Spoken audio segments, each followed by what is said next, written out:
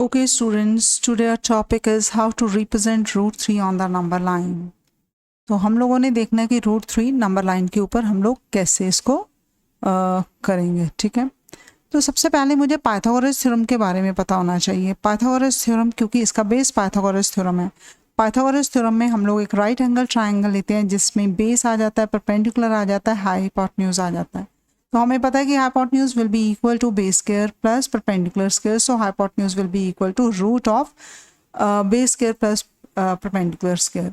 Now root 3 के ऊपर ये कैसे अप्लाई करेंगे? Root 3 can be written as 1 + 2, और मैंने इसको परफेक्ट स्क्वायर बनाना है दोनों नंबर्स को. 1 can be written as 1 square and the 2 can be written as root 2 square. ठीक है, तो अब रूट 2 मुझे बनाना पड़ेगा रूट 3 के लिए. Similarly 2 can be written as 1 + 1, और ये 1 का स्क्वायर और प्लस 1 का स्क्वायर. ठीक है, ये जो चीज़ हमें ये शो करती है कि we have to make a one right angle triangle in which we have a base is 1 and height is 1.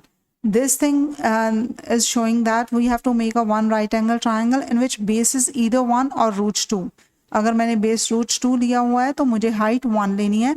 अगर हाइट 1 ली है तो रूट 2 लेना है. चलो देखते हैं कैसे करना है. तो हम लोग इसको ड्रॉ करेंगे. ड्रॉ करने के लिए मैंने एक लाइन ड्रॉ कर ली है.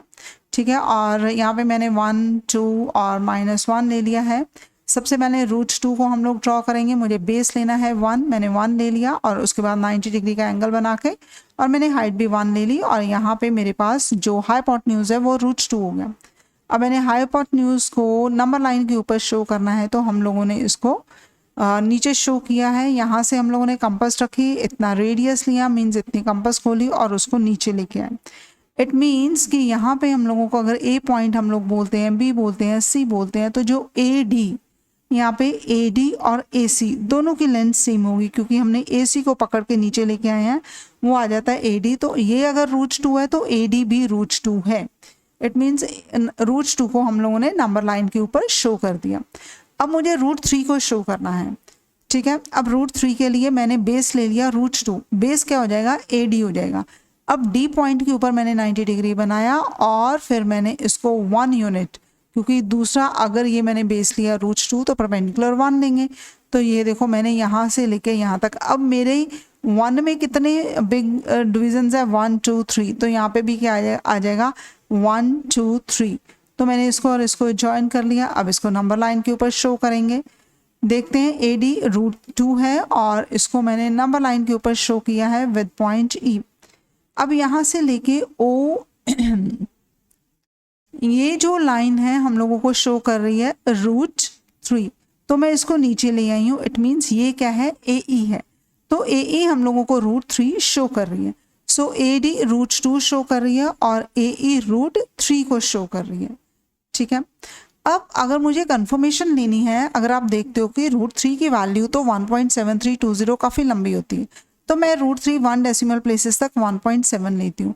अब मेरा जो एक यूनिट है वो 1, 2, 3 मीन्स इसके इक्वल है, 3 बिग बॉक्सेस के इक्वल है. तो 1.7 जो होगा, अगर मैं मल्टीप्लाई करूँगी 1.7 यूनिट्स को, तो ये मेरे पास आ जाएगा 5.1.